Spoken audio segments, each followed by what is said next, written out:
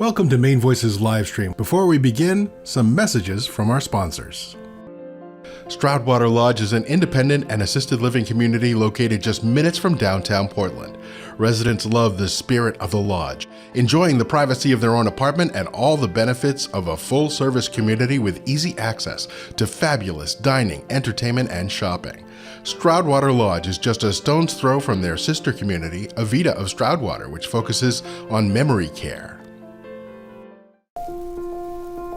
When you're out in the wild, or you're on the water, or you're looking at an island that was formed hundreds of thousands of years ago, you realize that we're only here for a flash of time. And you also learn, the older you get, if you're lucky enough to get old, is that it starts to accelerate really fast. We've had the privilege of working with some families for over 5 generations. So we know when someone is trying to make a decision about who to trust their legacy with, that it's one of the biggest decisions that they'll ever confront. We are disciplined investors and strategic family trust planners. We've managed wealth for generations, and we are grateful for the trust families have given us. This is patience. This is discipline. This is trust. This is H.M. Payson.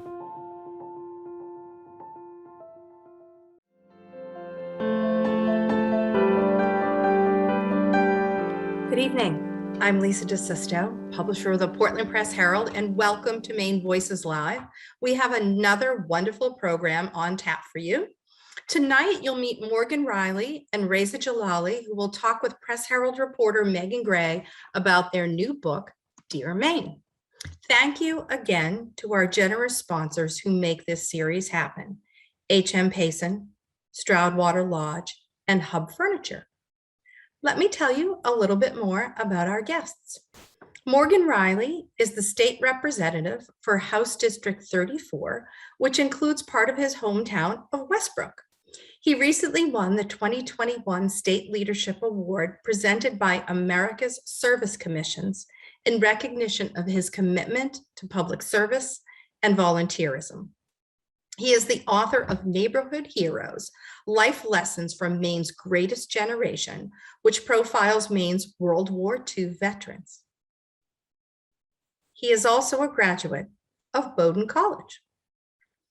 Reza Jalali is a noted writer, educator, immigrant advocate, and former refugee from Iran. He has taught at the University of Southern Maine and was recently appointed executive director of the Greater Portland Immigrant Welcome Center.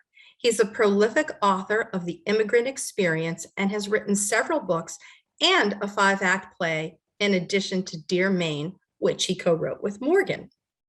Tonight's event will also feature American Sign Language interpretation by Meryl Troop. I know you're going to enjoy it. Please welcome to our stage, our virtual stage, Morgan, Reza, and Megan. Thank you.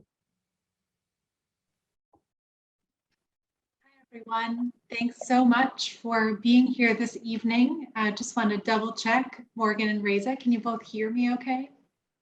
Yes. Great. Well, I feel very lucky to have taken an advanced look at Dear Maine, and I knew I would enjoy reading when I read through the author's note and you compared this project to a local dinner party, a venue to meet neighbors and make new friends. I just loved that. So I wonder if, as we get started, you can tell us, how did you two meet and become collaborators on this project? Yeah, so I met Reza in the fall of 2017 when I was a senior at Bowdoin College. I was working on a paper. I was a religion major, I studied religion, and my advisor, Professor Robert Morrison, said that I should reach out to Reza about the topic that I was doing. I was looking at kind of like youth culture in Islam. And I was also had started interviewing and working on that project kind of on and off during college, starting in 2015. And he also knew about that as well. And he said, you should probably talk to Reza about that. So Reza and I met. I remember coming down to your office when you worked at USM, and we connected instantly. I had brought up that I had started interviewing people, and I was kind of working on turning something into a book, focusing on new Mainers, and he was also starting to work on on a project that was essentially the same as mine. And we decided, all right, let's join forces and let's do this together. And Reza, what did you think of the idea when you two first met? Oh, I loved it, and I thought that I needed some help with writing the book that I had in mind. And so, as they say, the rest is history. That Morgan and I started to work together, and there was this chemistry which really co-authors need that. So here we are a few years later, and we have a gorgeous book which will be coming out soon. And we hope that the readers would enjoy reading the book. And so we've mentioned that you both have prior experience in writing and publishing a book or multiple. What was the approach for this book, and why, Reza in particular, did you feel it was time for another book about the immigrant experience in Maine? Well, as an immigrant and immigrant advocate, I was concerned about the rise in anti-immigration and anti-immigrant sentiment that had started nationally and locally. And I wanted a book which would challenge that narrative and try to change the narrative to inform the readers that immigration is good for this country, that immigrants are good for Maine, and that so many benefits.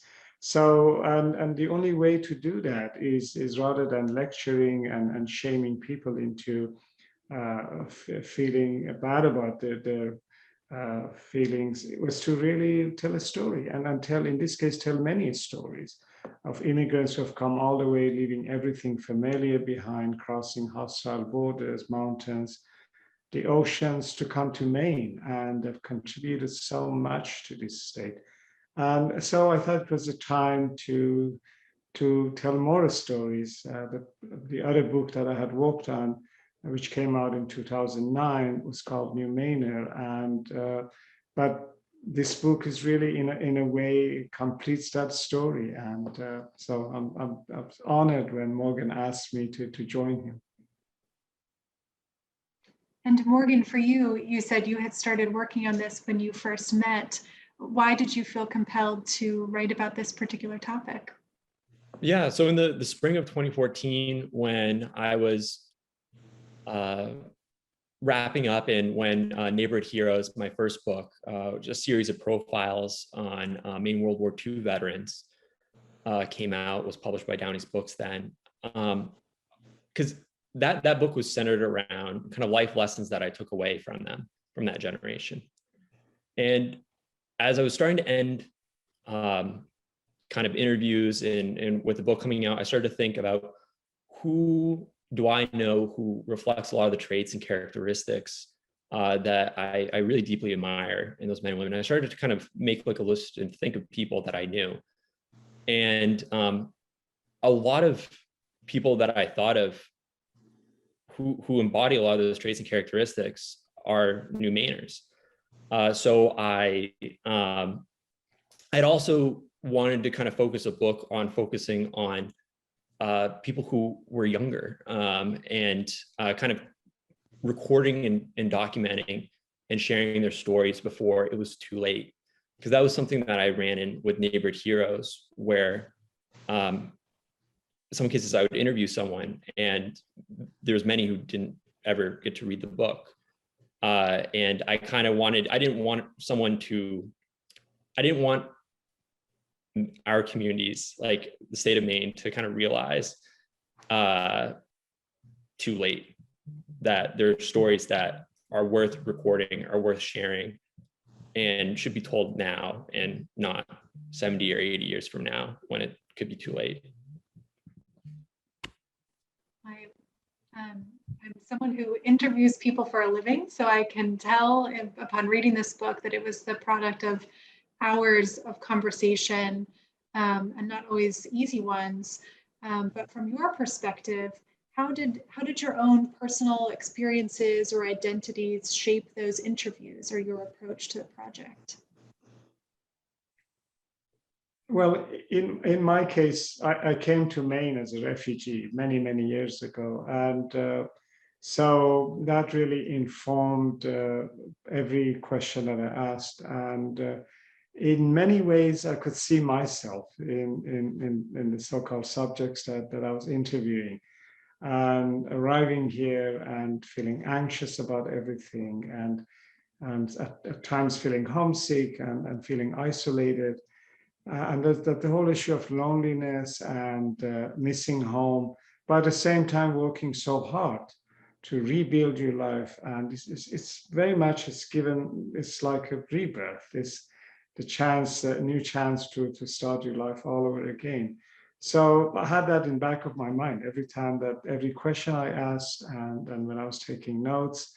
So it was really my own life experience in many ways. I was one of them. I still am one of them. Yeah, for me, I'm not an immigrant. I was born in South Bend, Indiana, and I grew up in Westbrook, Maine. So I couldn't connect, but on that, I mean, just like with the veterans, I'm not a veteran, so I couldn't connect with the veterans on that. So for me,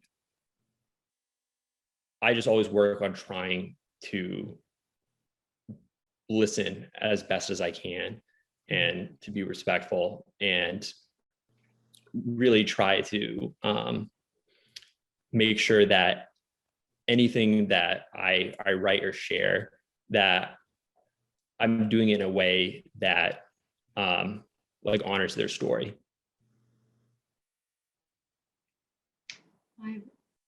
You mentioned that you wanted to feature some younger people in this book, and something I really valued in reading was that a number of the people included came to the United States as children with their family members, and their reflections included not just their own experiences, but their perceptions of their parents' experiences. And this theme was also in the beautiful foreword that goes along with the book. I wonder, what do you think readers can learn about the different experiences of immigration across generations through these stories? Well, there's this issue that's called the generational tension between immigrants, the old immigrants and the offspring. And so in some cases, and that's reflected in some of the stories, that the older, so-called older, more adult immigrants, they might be in this country physically, but the mind and hearts are still there. So they're really between the two worlds, and you can imagine that really the struggles that they have, that the part in this country and part in the country of birth.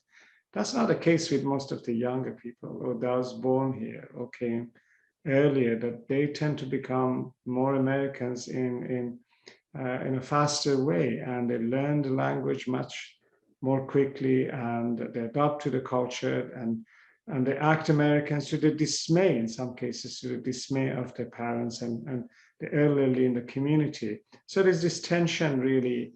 And so as I was listening and taking notes, I was always aware of that tension, and that in some cases the younger ones, I think it's reflected in one particular story, that he or she was making fun of, almost mocking their parents in a very sweet and respectful and with love. That my parents still, they have this vision of the country of birth is frozen in the time, and I know, this younger person would say, I know that that's changed, that's not the case even in my country of birth, that things have changed there. So you see that really that again, the tension and the difference between these two generations, one becoming American much faster and the other one really dragging their feet and taking things slowly. We all like to tease our parents a little bit, I think. So that's maybe a universal experience.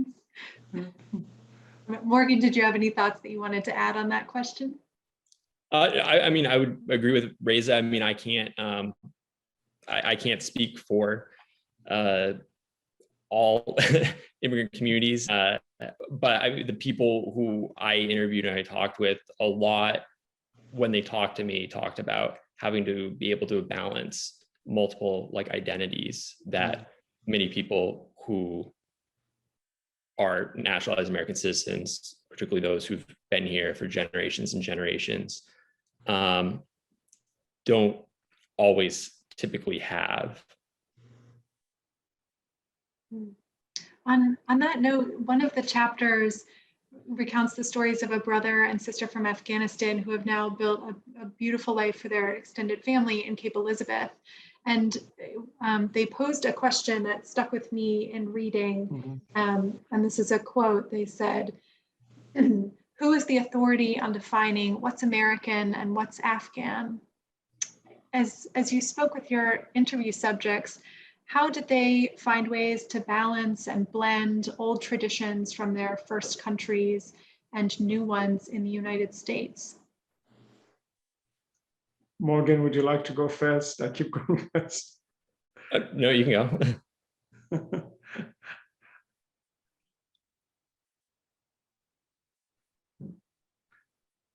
Reza, how about you kick that one off? So really, it's again that whole issue of multiple identities and being sensitive to what they were saying and listening carefully.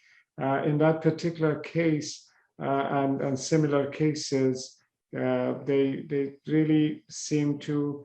One thing is really important and I've done that earlier in answering one question, that I have to be mindful that I'm not generalizing, that there's diversity within the immigrants when it comes to the thought process, like everything else.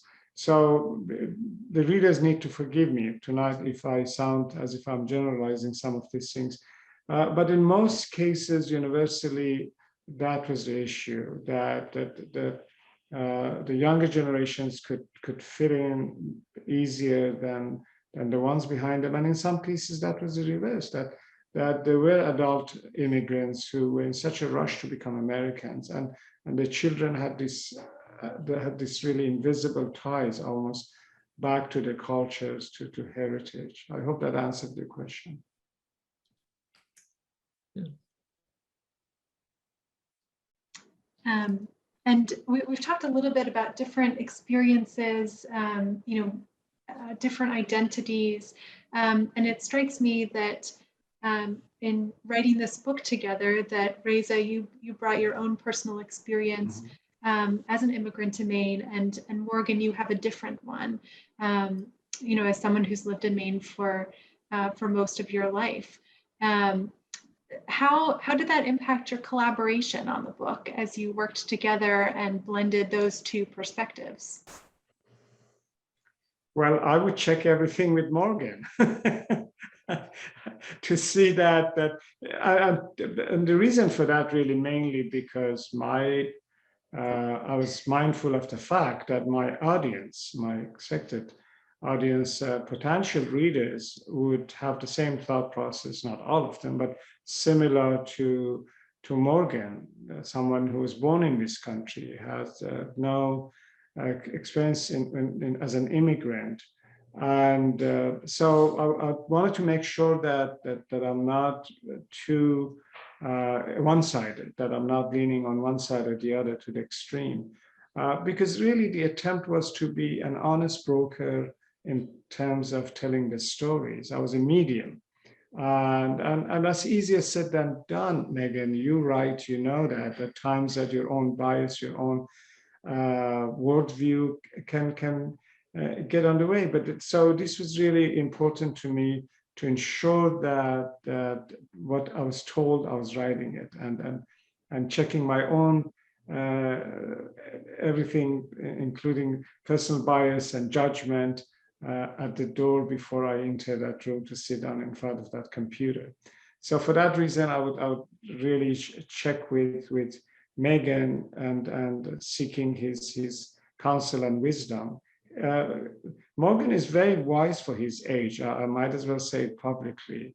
And that's really And so that was really how the process went, that there were times that I disagreed strongly with what my subject was telling me in terms of the experiences and how they were seeing the new life and the new country and new community. But again, I had to remind myself that this wasn't my story, that I was here only to tell the story. And so this was really one of the things that when you interview people, it's become, there's this hardship you have to face and that balance. Morgan, did you have any thoughts on that collaboration? I appreciate the very kind words, Reza, and it's been absolutely incredible to work with you, and I've learned so much from you over these past couple of years. So thank you for that. I mean, I would agree with Reza. I mean, it is a real balancing act. Like, you're trying not to. You have to be very conscious and make sure that, like, their words are kind of ringing true to their meaning, to their intention, and that you try to leave like a little as less of yourself in it as possible. And you're more just, again, like what Reza kind of said, acting kind of as like a medium. Well, it's a good sign when you can Or make it as a someone book who project is, together. again, just kind of, again, I think it goes back to that like dinner party. We're merely just introducing people. We're introducing a friend to another friend.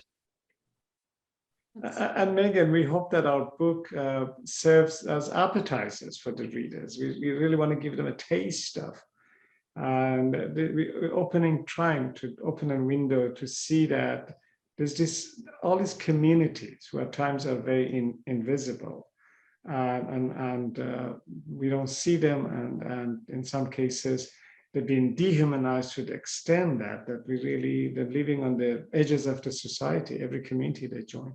So we hope that this book would change that the readers would become more curious, and that's what really nonfiction or fiction is about, to provoke you to think, to challenge the way you think. So we hope this book would do exactly that they would go and pick up other books, or more importantly, my own wish list is that they would go and say hello to their neighbor who was born in another country, and get to know them and invite them to their house, or get invited, or share food, break bread.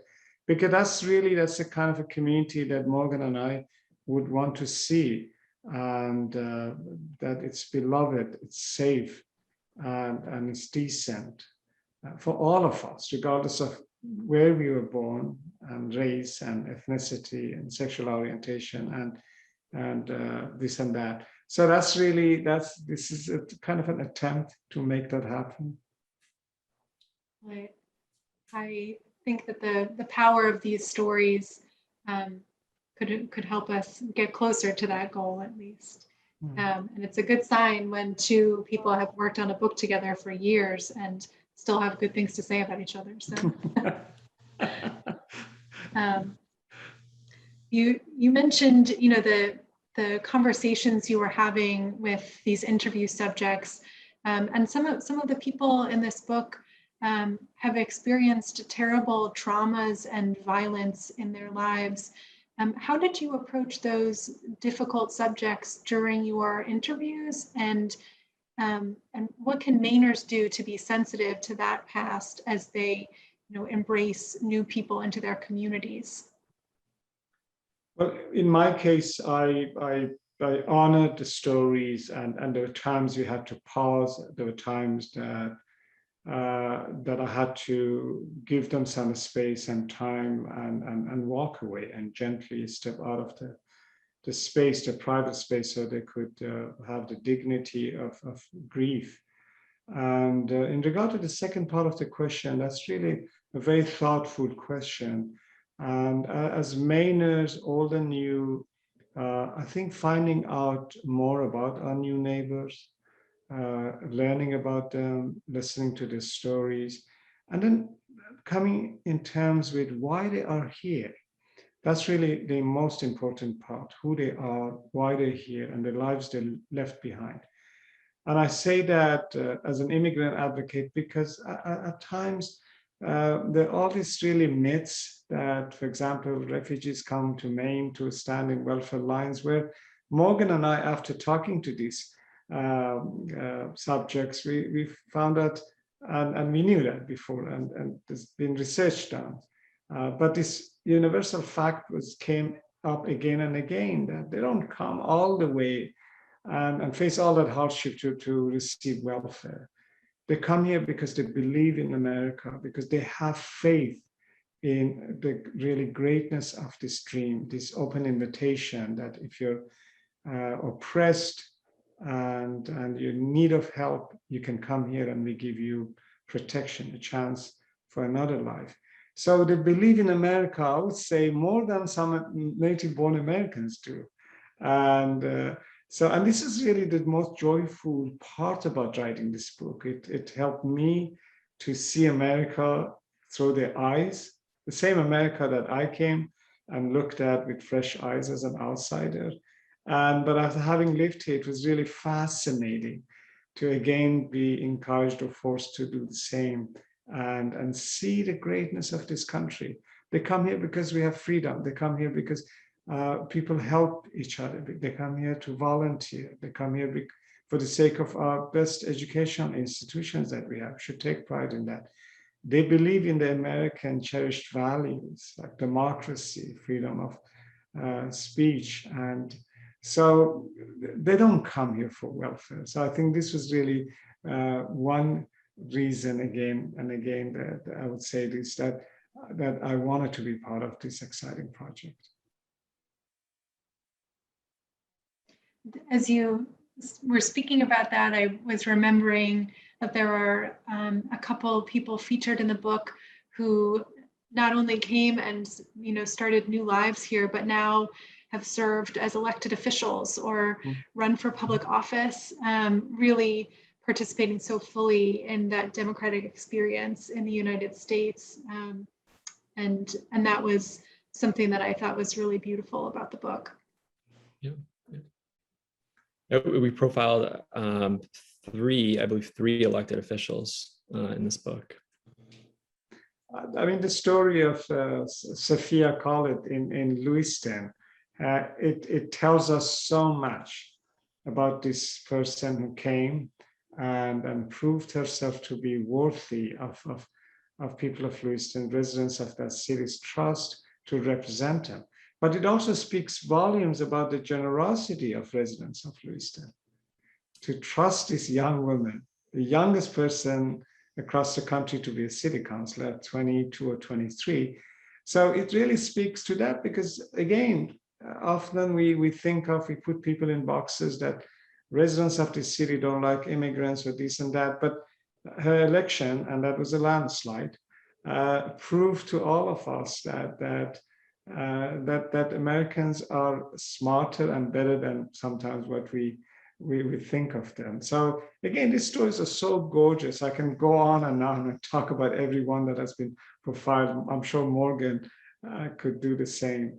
But again, we invite the readers to read these stories and see if they would agree with us or not. These chapters also included stories of ostracism, discrimination, and racism felt by New Mainers here in the United States and in our own state. What can readers who've never had those experiences take away from this book? And what actions can we take to make Maine a more welcoming place so those stories are fewer?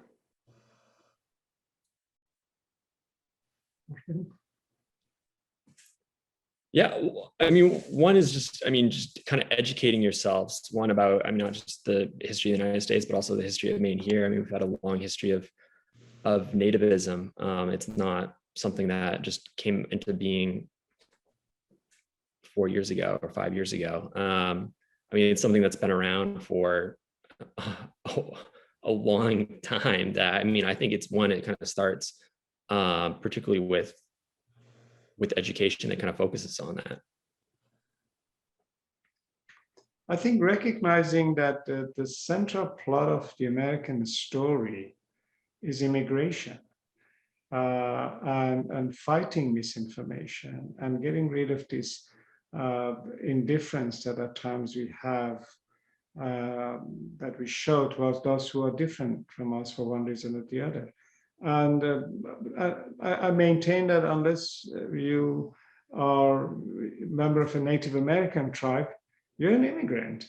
Yeah. And or you were brought here as a slave. So we all are immigrants. And sometimes I find this funny as an advocate for these communities to defend that reality to a nation of immigrants, that we all are immigrants. We just came at different times. So I think fighting misinformation, getting to know our neighbors, and getting rid of this like off-putting terms such as from away. I mean, what does that even mean? And so again, one way that Maine would become a model for the nation, I take so much pride in Maine, I love Maine, is how we would welcome and accept the immigrants. We could teach the rest of the country that how successful integration can happen.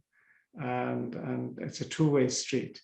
We always ask immigrants to learn English, to become a citizen, to respect our system. I totally agree with that. But I think we should also take some steps. Learn about them, learn their languages, about the cultures, and include them as part of this community that we call Maine. We received some really wonderful questions ahead of our event, and I'd love to turn to some of those now. A number of people asked about Mainers that we hope to welcome in the coming months. Catholic Charities has estimated that as many as 100 refugees from Afghanistan could be resettled here between now and March.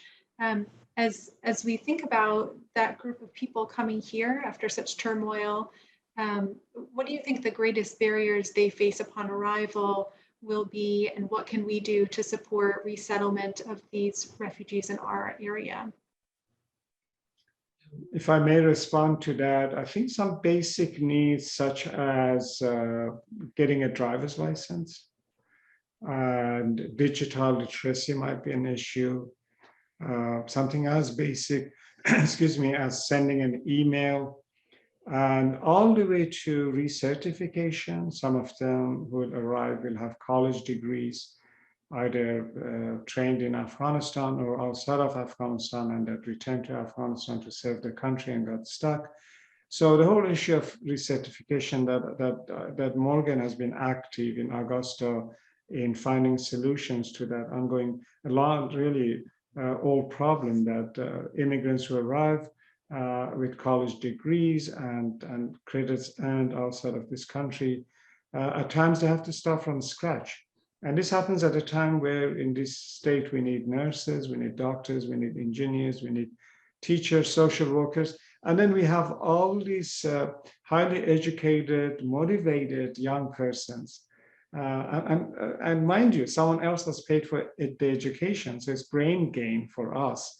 And then they're stuck because if they were to continue the education, they have to start from scratch. So something from basic to getting a driver's license, learning how to drive in this country, or how to drive in the snow, all the way to the whole issue of certification. And then beyond that, feeling valued, feeling belonged, and feeling at home.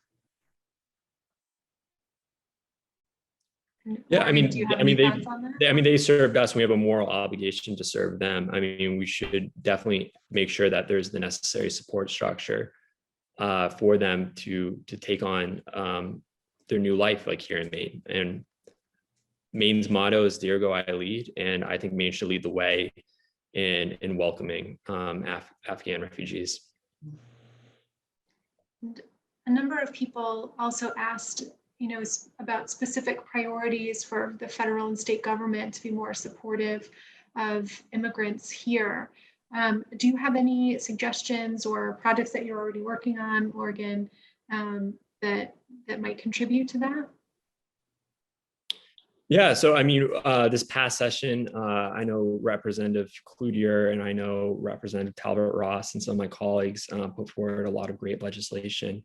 And there's a lot that we need to continue to be doing. And we need to make sure that we're supporting, encouraging, and giving the necessary support structures for new Mainers who've naturalized to run for office. There's a lot of great leaders out there, and I'm excited to see. I mean, we interviewed 3 who are in elected office, and I'm excited to see more. I'm just turning to some of our submitted questions here. Reza, you mentioned a little bit about recertification and the things that we can gain as a community by hiring people here in Maine. One of our attendees asked, they said, I would especially be interested in learning about resources, people, presentations, organizations to provide employers to make their workplaces more welcoming, specifically for providing training to existing non-immigrant employees who are hesitant or ignorant about new Maine job seekers. So I wonder, where would you direct employers to learn how they can be more welcoming to immigrants at their own workplace? Well, the number of private consultants to engage in that kind of work, but rather than listing them, I would encourage this attendee to contact us at the Greater Portland Immigrant Welcome Center, and we'd be happy to guide them in the right direction. But I totally agree with this question that we really need to change the way we look at new Mainers, and we look at them. We need to look at the potential they have. Every time we say the word refugee, it really brings to mind a person who's constantly in need of help. It's a negative term, but we should be looking at new Mainers and new Americans and think of them in those terms, that these are people who are coming to our rescue. I would argue that Maine's survival as a state would very much depend on immigrants who would continue to arrive. And if we do well in terms of accepting them, welcoming them, feeling them belonged and valued, it's possible that more of them would come. I would make this distinction between when I arrived as a refugee in the mid-'80s, and this is not to insult any communities, but most of us who arrived at that time, a majority were uneducated, illiterate, even in their own native languages. Now that stands in contrast to today's immigrants and asylum seekers and refugees who are coming. They're highly educated. They've attended some of the world's best universities, and they're motivated, and they're young. And they're here to raise families. And that's exactly the population that Maine needs. In an aging state such as ours, we need immigrants. And so again, but how do we do that? It's one of those things, chicken or egg.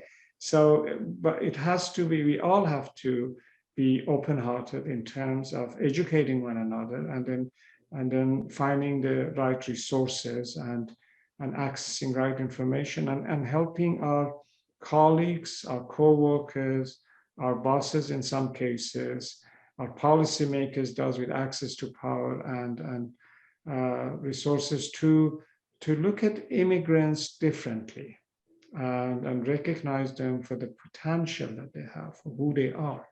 And is it different than the immigrants of the past? I would say no.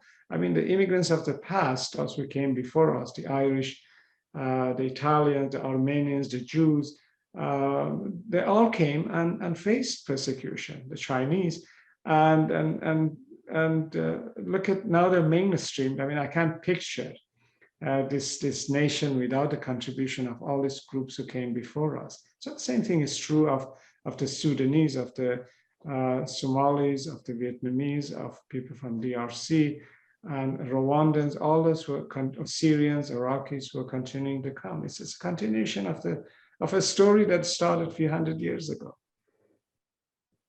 you can see that, I think, in some ways reflected in the entrepreneurial spirit, the myriad of businesses that are just represented by the people in your book. There are, some great stories there. You mentioned, higher education, and one person asked ahead of our event today, how can higher education better serve Maine immigrants? And I'd add to that question, what can we do to make sure that educational opportunities and recertification opportunities are available to people who are moving to Maine from other countries, and looking to pursue their careers here? I think removing some of the barriers they face, be it financial, be it language, be it cultural. So again, we need immigrants to do well. If they do well, we all will be doing better. So I think addressing some of the barriers they have, and then creating opportunities for new Mainers to continue their education, if that involves creating more scholarship opportunities, if that involves helping them to transfer some of the credits that they've earned elsewhere. So as a community, as a state, we've got lots of work to do. We really need to come together, and it cannot be done by my nonprofit or one public university, for example, or the community college. It really takes all of us to come together. RU Institute is doing some good work in this area. So it again takes all of us to come together, to collaborate, to partner on this, because again, this is about all of us. This is about the survival of a state that we all love so much. So this is beyond politics. This is, it's going to be hard, and there are no easy answers, no shortcuts, but we need to invest in the future of this state. And part of it is not only investing in the young persons who are born here, but investing in those who are born elsewhere. A lot of this is also going to come from the federal level. Our immigration system desperately needs to be updated. And I mean, one barrier also is like if you're a student on an F1 visa, so you're here from another country and you're on an F1 visa at University of Maine or you're at Bowdoin College, it is pretty difficult to be able to then get into, say, get your H-1B visa and enter kind of like the lottery system. It's a literal lottery system. And I mean, there's a lot of, it's a long process. So, I mean, that's one barrier where you're losing out on a very you're making it harder for a very like highly educated, very motivated group of people to be able to stay, work here in the country, and naturalize. I mean, the same also goes for, I mean, if you're also attracting talent, you're looking at researchers. I mean, that's also, it's difficult. It's not a walk in the park. I mean, I as a paralegal, when I worked in Boston, I worked with, it's considered aliens of extraordinary ability. And I mean, the amount of documentation and the amount of research that you had to show is a lot. It's not, it's way harder than you think. Yeah, one of the things I write about at the Press Herald is legal affairs. And every time I talk to immigration attorneys, I'm always amazed at the breadth of knowledge they have to have about these complicated systems. Megan, most people don't realize how expensive, for example, how expensive it is to become a citizen in this country. So at times those who oppose immigration would say, well, the newcomers don't want to become Americans, and not realizing that really it's quite expensive financially and very hard. And so one of the things my nonprofit does, for example, is offer some financial assistance to help new Americans to become citizens. You also hear that people would say, well, why can't they learn English? the reality of it is that all adult ed programs have this long waiting list. So again, really, the currency is the accurate information. One of the reasons that we wanted, Morgan and I wanted to write this book to really present accurate and right information about our new Mainers, because all kinds of common myths are going around which really are false. I have a really great question here from another attendee of our event. He writes, it is a lot easier to resettle refugees in communities such as Portland and Lewiston, which already have immigrant communities, services, and people like Reza to show new immigrants that it can be done. But much of Maine is getting older and the population is shrinking. Without calling out any one community, how do you resettle a recent immigrant in Washington or Aroostook counties? Any thoughts on that? I mean, I don't have any real answers for that. I mean, one thing I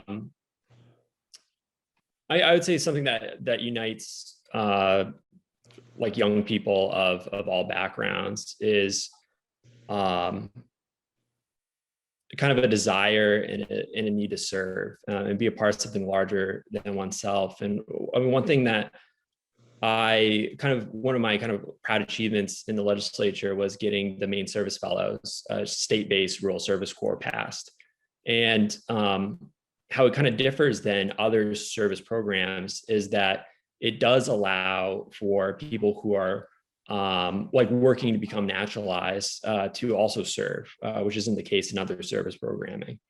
So, I mean, my hope is that through service in rural areas of the state, that Mainers of all backgrounds fall in love with the state and decide to stay, and we keep here in the state long term, and also in other communities in the state. Megan, I have this dream of taking bus loads of immigrants, of new Mainers, and drive them to the county and have them meet people and having them break bread together and having them spend hours of just talking about life, about the weather, about farming, and create this really circles of friendship based on respect and also the shared love for this state and for this country. So we can do that because really those who oppose immigrants, in my view, are yet to meet anyone face to face or have a conversation and get a cup of tea or coffee to drink together. So I would love to take busloads of immigrants and show them the beauty, the serenity of the country. Yes, there are no jobs there, but we know that, at least Morgan and I are convinced that wherever immigrants arrive, they create jobs. They don't steal jobs, they create jobs. They start businesses, and in the process, they create jobs. So that can happen, really. We need some leadership on this issue to ensure that we don't have communities which are shrinking in terms of population. The schools are closing down. And then we have overpopulation in another part of the state. So we could do that as a state. And right now, there are communities in the mid-coast Maine, in Augusta, in Rockland, Brunswick. So we're getting further and further from Portland, not exactly all the way up north. And they contact us. They want to know how they could host immigrants. They have realized that they need, the need of labor, that they need people to move there.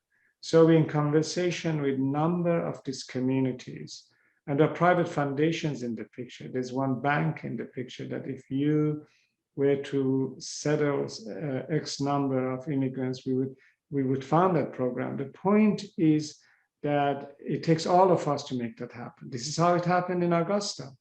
The first group of Iraqi refugees who went, I had friends who said, they won't last there. They will be back in Portland, Maine after a month. Well, they were proved to be wrong.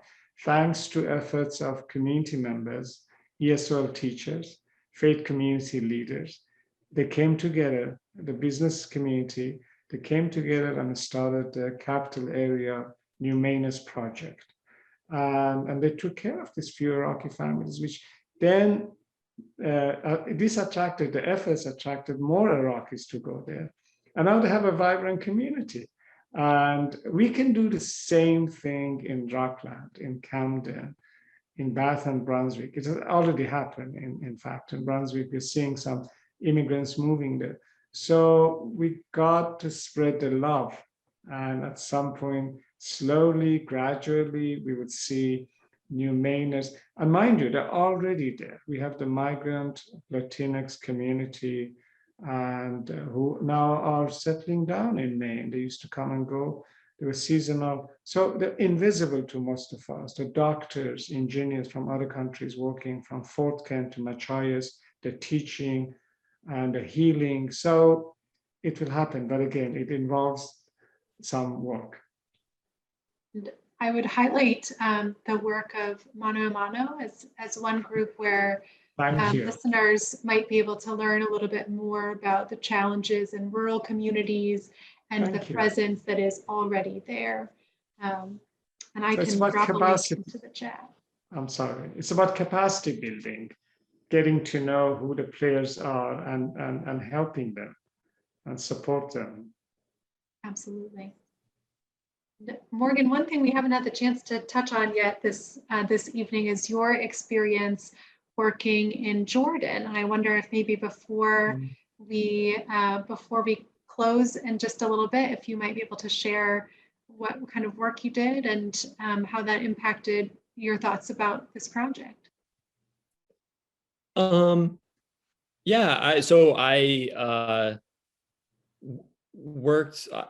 received a fellowship when I was in college. In college, I was a religion major and a government major, and I also studied Arabic for several years. And I received a fellowship to work for a nonprofit in Amman, Jordan. And they needed someone who was like they needed an English speaker who could kind of run like social media accounts and try to get like new followers to turn that then into donors. So I for a summer I worked in East Amman and worked alongside and had some incredible Syrian and Iraqi co-workers who ran the nonprofit, and I learned a lot from them. It was an incredible experience. Great. Well, the most popular question among our guests ahead of this event and a couple submitted during this event was just about how people could get involved, where to go to start helping people who are new to Maine, who are coming here as immigrants. And so I wonder, Reza, in particular, if you might be able to share some pointers about how to get involved at the Greater Portland Immigrant Welcome Center. But I'd love to hear from both of you if you have any suggestions on how people can start, making connections and building these communities. Well, in anticipation of the expected Afghan refugees, we are doing some capacity building, as you can imagine. And in particular, our iEnglish project, which is a digital language lab that we have housed for the past 4 years. But we're going statewide now. We're going remote and we're going statewide, meaning we would make it possible for every non-English speaking immigrant to learn English at no cost to them. So the service we're offering, we're really proud to, thanks to our founders, we are proud to make that announcement tonight that we're going statewide. So if you are a non-English speaking immigrant and living anywhere in the state of Maine, and you have access to Wi-Fi and a cell phone or any devices, a tablet, a laptop, or you can go to a library and sit there and access the platform. We can teach you English. It would take 20 minutes a day, that little. If you can give us 20 minutes of a day of your time, 10 minutes in the morning, 10 minutes in the evening, we would teach you English. And that way you can enter the workforce. Everything we do at the Greater Portland Immigrant Welcome Center is informed by workforce integration. So help us help new Mainers. We need volunteers. We need mentors. People come to us and want to start businesses. And so we need mentors who would help, volunteers would help these newly arrived immigrants, including the Afghan refugees, if they want to start businesses. And we need volunteers to help to teach them how to drive. We need volunteers to take them food shopping. We need volunteers to host them during the holidays. This is one way that newcomers would feel at home. So come and join our efforts, come and dream with us. And we have some really exciting ideas, but we need help. We're a small nonprofit and a very small team, but we think big. So we need help. Well, congratulations. I'm glad that we can break some news during this during this event. Morgan, do you have any suggestions or organizations? Yeah, I was just going to add, I mean, definitely supporting new Mainer candidates for elected office and new Mainer elected officials, and holding elected officials accountable and making sure that they support policies that are promote a more inclusive Maine. Well, and I think last but certainly not least, when and where can folks find your book or pre-order your book? So it will come out before the end of the year. I heard November. So yeah, the publisher just said today it will come out in November. Well, that sounds like people could pre-order in time for the holidays, make a great gift. And it looks like Strawberry helpfully dropped a link with more information about that into the chat. So thank you, Strawberry. Everyone can check there. Well, I really appreciate the two of you getting together tonight to talk about your book, about the wonderful people you met in the course of writing the book. And thank you so much to Meryl for her interpretation during our event. We really appreciate that. It's so wonderful that we can offer that. And thank you to everyone who submitted questions before the event or during. If I didn't get to your question, I'm so sorry that I missed you, but I hope that you took something special away from this conversation. Megan, may I have a chance to thank you for conducting this interview and for your thoughtful questions, and the Portland Press Herald for organizing this. And thank you so much. And we couldn't do this without you. So again, talk about when Mainers come together and create magic. Yeah, it's thank nice you for also. us to feel together. Thank you also, Megan, and thank you, Meryl, today for being with us today, and thank you everyone who's tuned in, and hopefully you like the book, and thank you also to the Portland Press Herald for hosting this event. It's been great.